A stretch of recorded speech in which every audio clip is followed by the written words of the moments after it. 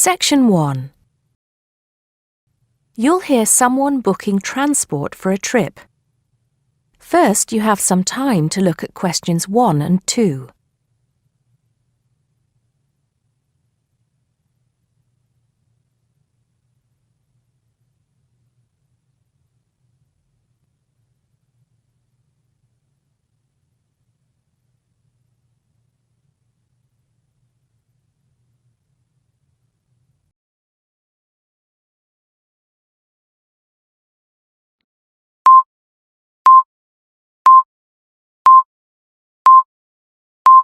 Listen carefully and answer questions 1 and 2. Good morning, Burnham Coaches. Sarah speaking. How can I help you? Yes. Good morning. I'm a teacher at the Down Language School. We have a bit of a problem, and I was wondering if you could help us out. What is the problem exactly? Well, we normally take our students on an excursion at the end of their course. But unfortunately, the coach firm we normally use has let us down. It seems they've gone out of business. I'm sorry to hear that. I suppose you are looking for a replacement. Well, yes. We won't need a very large coach, actually. There will be 30 students and 4 teachers. So that's 34 in all. And what dates did you have in mind? The last Saturday and Sunday of this month. That's the 28th and 29th. The 28th and 29th.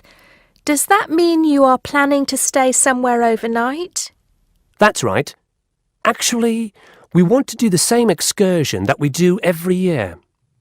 We usually visit Stonehenge, Salisbury, and stay overnight in Bath. It's a historical tour, really. It sounds interesting. Let me just see what we have available. Oh dear, I'm afraid all our coaches are booked out for the 28th. It's the busiest time of the year for us, actually. I was afraid that would be a problem. But you have a coach available for the 29th? Yes, we do. And it's available for the 30th as well, if that's any help to you. I'm afraid not. Sunday is the last day. The students go home on Monday. I think we'll just have to change our plans a bit and leave out Salisbury. It's a shame, but I don't think we can fit in all 3 places in one day. So you would like to book the coach for the 29th, visiting Stonehenge and Bath, is that right? Yes, I think so. Before you hear the rest of the conversation, you have some time to look at questions 3 to 10.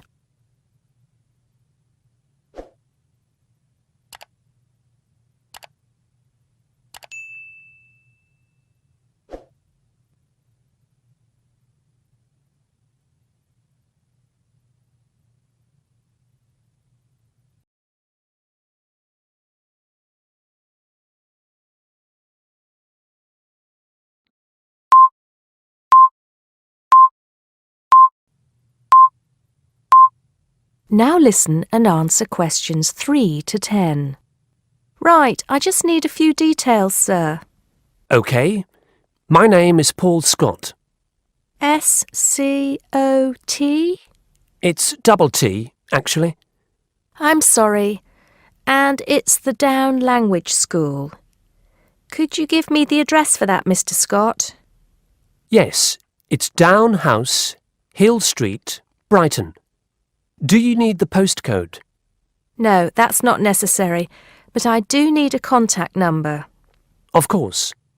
The number for the school secretary is 01273 512 634. You can contact her if you need to speak to anyone. Right, and what time would you like the coach to pick you up? Well, I think we'll have to make an early start. Would 7:30 be all right? Yes, no problem at all. What time do you want to be back? Oh, any time between 10 and 11 will be all right. Not later than 11, though. Right, I'll make a note of that. 11 p.m. latest. There's just one more thing I need to know. Presumably, you'll be visiting Stonehenge first. How long do you want to stay there? Well, we normally stay about an hour. The main objective of the excursion is for the students to see the Georgian architecture in Bath, really. Yes, Bath is lovely, isn't it? I was there myself a couple of years ago. I thought the Royal Crescent was absolutely stunning. I hadn't realised how large it is. Well, I think that's all I need to know, Mr. Scott. Thank you for booking with us. Just a minute. There's one thing you seem to have forgotten. How much will this cost? Oh, I'm terribly sorry. I was thinking about Bath. Just bear with me a moment. Yes, it's a round trip of 300 miles and a total time of 16 hours for the driver. For a 45-seater coach, that will be a total of £500, including tax and insurance. Do we have to have such a large coach?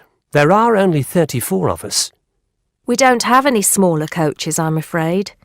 Oh well. At least we won't be cramped for space. When do we have to pay? We require a 20% deposit to confirm the booking. I suggest that you do that as soon as possible, today if you can. The balance you can give to the driver if you're paying by cheque. Have the cheque made out to Burnham Coaches. I think that'll be all right.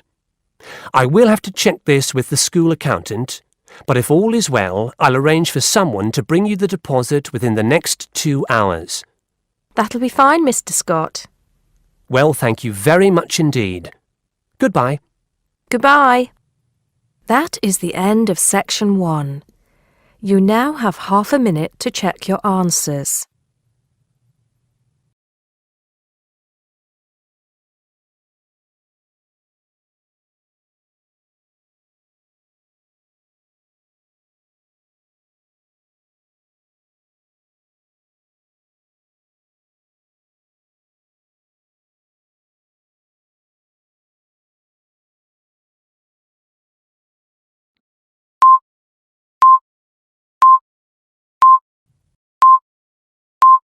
Now turn to Section 2.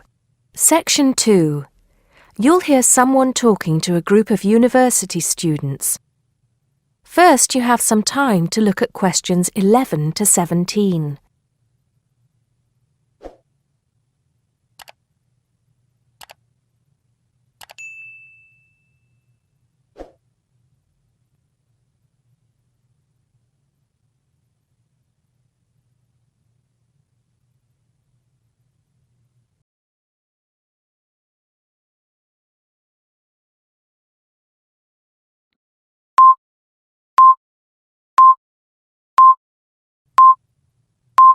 Now listen carefully and answer questions 11 to 17. Good morning, everybody, and welcome to Upton University. I hope you are settling in and beginning to find your way around. I know how confusing it can be when you start life at university, and that's why we have Freshers Week to help you find your feet. Before I go any further, I should perhaps introduce myself. My name is Sally Jackson, and I am the Secretary of the Students' Union, which has organized this week of events for you. You will usually find me in the office on the first floor of this building when I'm not attending lectures. Anyway, down to business. Of course, there are a few things that you are obliged to get done during your first week here. But once you've opened a bank account, if you haven't got one already, seen your director of studies to discuss which courses you are going to take, and signed up with a doctor, there will be plenty of time left to enjoy the events we have arranged for the week. And have we got a lot lined up for you? Throughout the week from Monday to Friday, every morning starting at 10 a.m., there will be orientation and welfare events. These will include tours of the campus, which, as you have probably noticed, is the size of a small town with 9,000 residential students, as well as sessions on developing study skills. We also have tours of Upton itself arranged for you, with a bus leaving from outside this building every afternoon at 5 o'clock. There are a number of interesting things to do and see in and around Upton, so you can expect visits to the castle and museum as well as the popular Ghost Walk. You'll need to sign up for this one, as numbers are limited. Just put your name on the list on the notice board in the entrance lobby. An important event is scheduled for Monday, that's the day after tomorrow, when we will be holding the academic fair. This is an opportunity for you to speak to students and academic staff about the courses that are on offer. The academic fair starts at 1 o'clock, by the way. There are a couple of other fairs that I think will interest you. First of all, we have the Societies Fair on Tuesday the 16th, which I think is an absolute must. You might not believe it, but the university has over 150 societies and sports clubs you can sign up for, so you are sure to find something of interest to you. That also starts at 1 o'clock, and it will be here in the Union Building. Also in this building is the Trade Fair on Wednesday from 2 until 5 in the afternoon. This one might sound a bit strange because you will find a load of banks and other businesses here trying to get your custom. You will find plenty of bargains and, best of all, a lot of the businesses give away stuff for free. Before you hear the rest of the talk, you have some time to look at questions 18 to 20.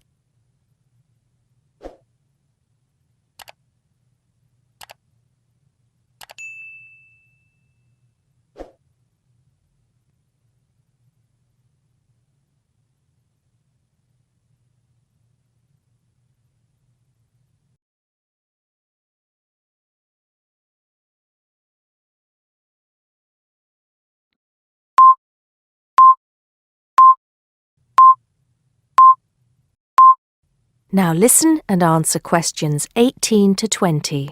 We've also got a great entertainment program lined up for you, starting tonight with our welcoming party.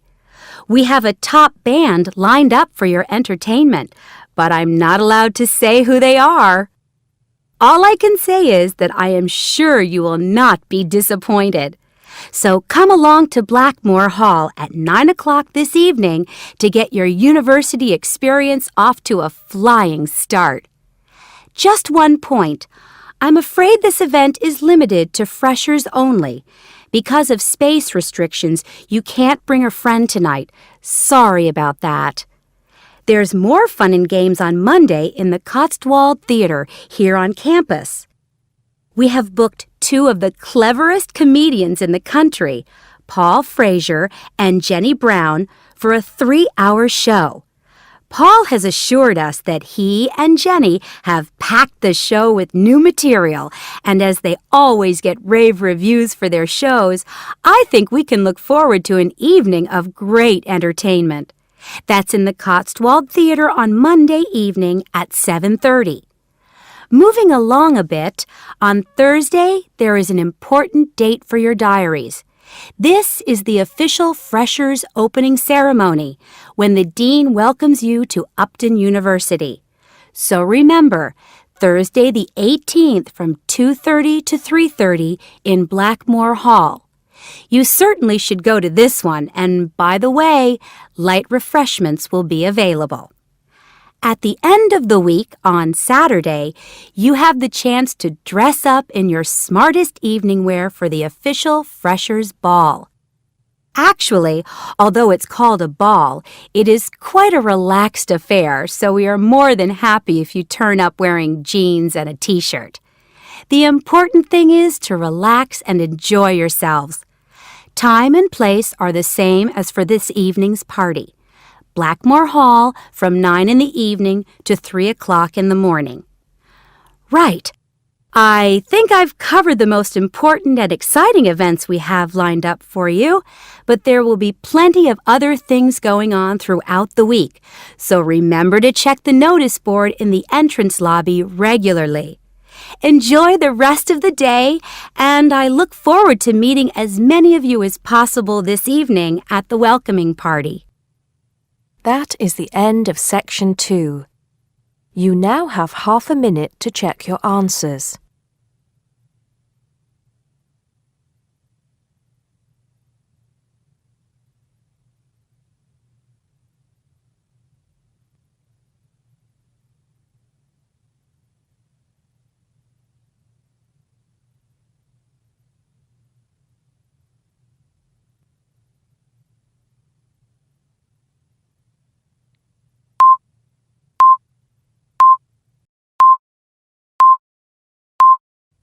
Now turn to Section 3. Section 3. You'll hear a tutor and some students discussing eating disorders. First, you have some time to look at questions 21 to 23.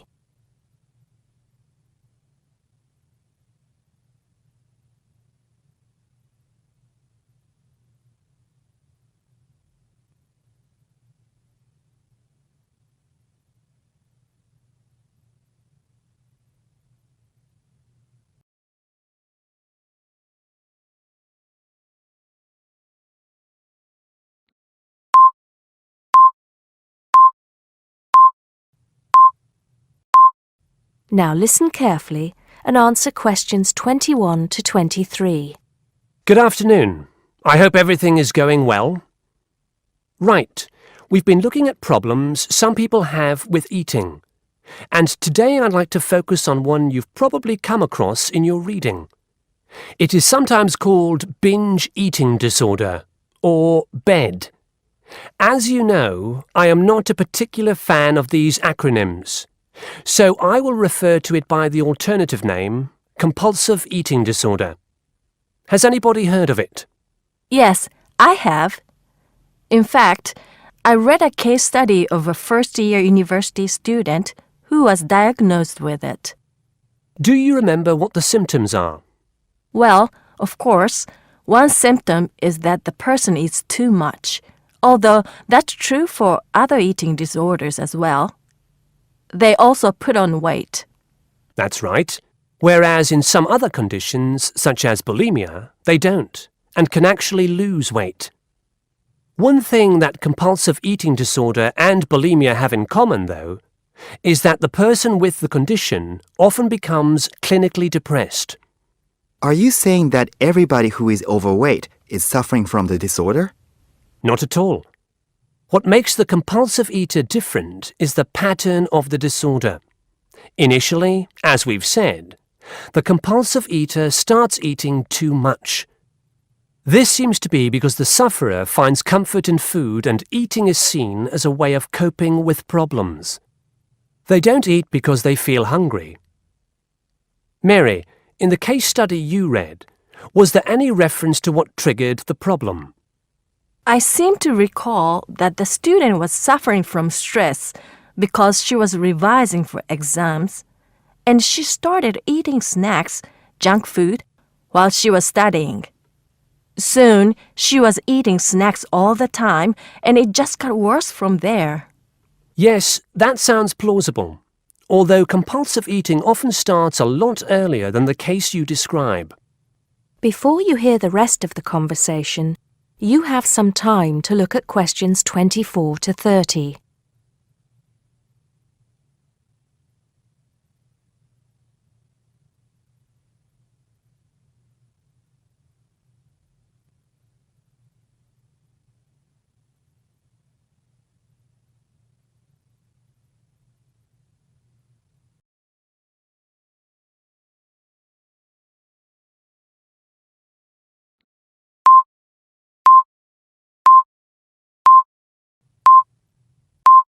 Now listen and answer questions 24 to 30. Anyway, once the condition has been triggered, often by constant snacking as you mentioned, it becomes progressively worse. Over a period of time, the sufferer loses control of their food intake. They become preoccupied with food, and the binge eating increases. Overeating blocks out negative emotions such as loneliness, worries about work, depression, and so on. But it is only a temporary effect. Apart from the physical discomfort that overeating often causes, the sufferer begins to feel embarrassed by their behavior. They then take drastic action to try to compensate. In an attempt to lose weight, compulsive eaters will try extreme diets, skipping meals, or going without any food at all for a day or more. Not a healthy way to try to lose weight, obviously. Absolutely. And of course, the person has to start eating again at some point. In other words, it becomes a vicious circle?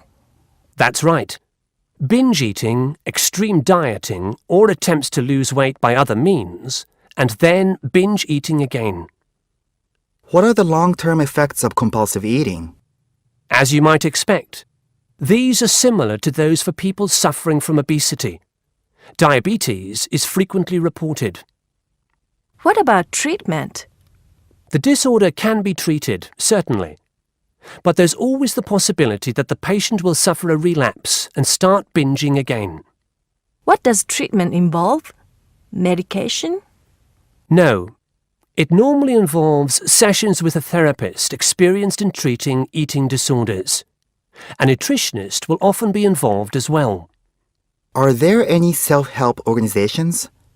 I mean, organizations like Alcoholics Anonymous? Yes, there are.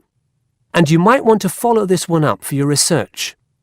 One organization is called Overeaters Anonymous, and they have what they describe as a 12-step program to help people overcome the disorder. You can find out more from the organization's website. Right. I think that'll have given you plenty to follow up. So I'll see you at the same time next week. That is the end of section 3. You now have half a minute to check your answers.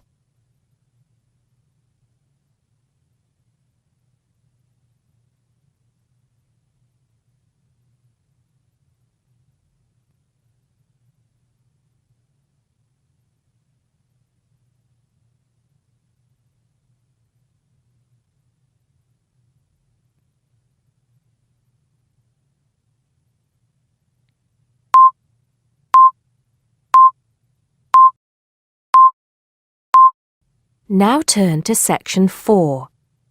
Section 4. You'll hear a man giving a lecture on nuclear fusion. First, you have some time to look at questions 31 to 33.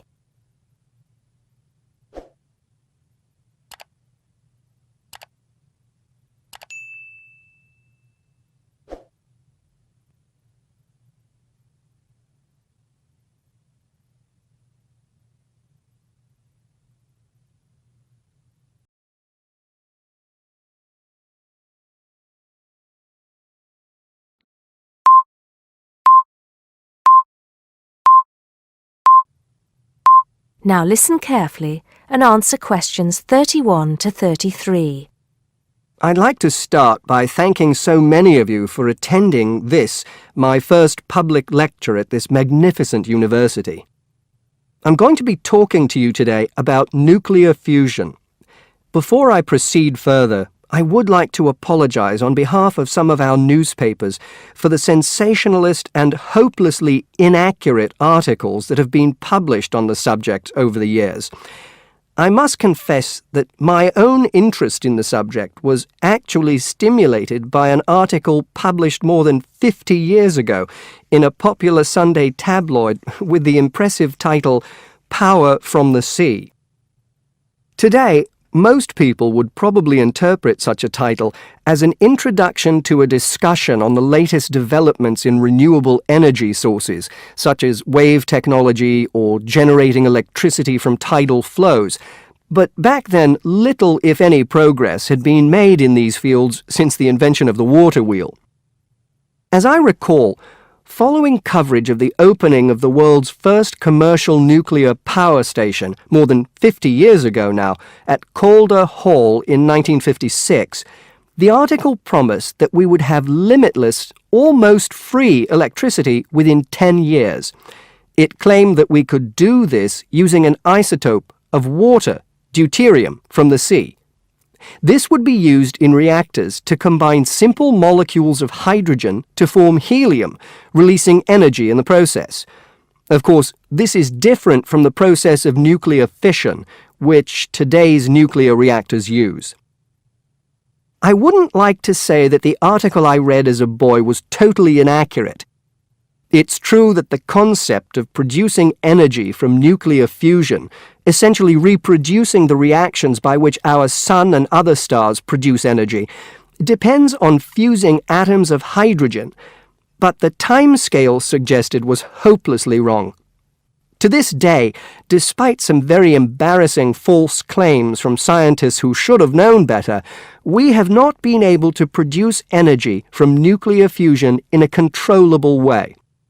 Let me make clear what I mean by this statement, before some journalist in the audience gets hold of the wrong end of the stick.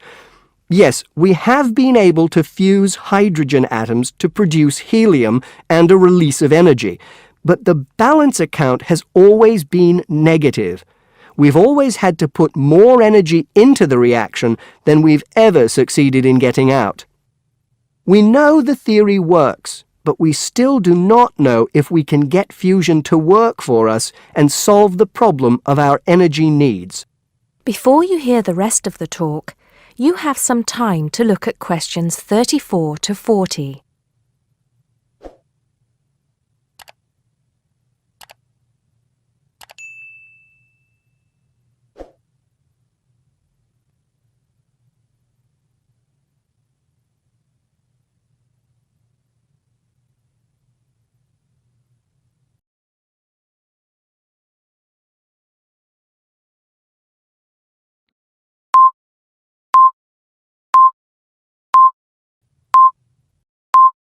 Now listen and answer questions 34 to 40.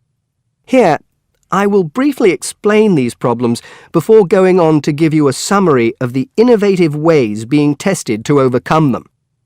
First of all, we have to try to understand the incredible physical conditions that exist inside a natural nuclear fusion reactor, such as the Sun. To start with, we have to create temperatures never experienced on our planet.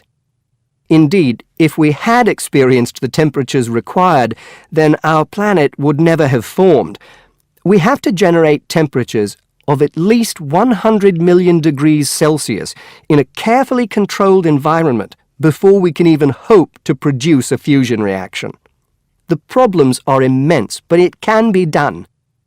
Many of you will know that you can put your hand into a very hot oven and not get burnt, provided you do not touch any of the surfaces.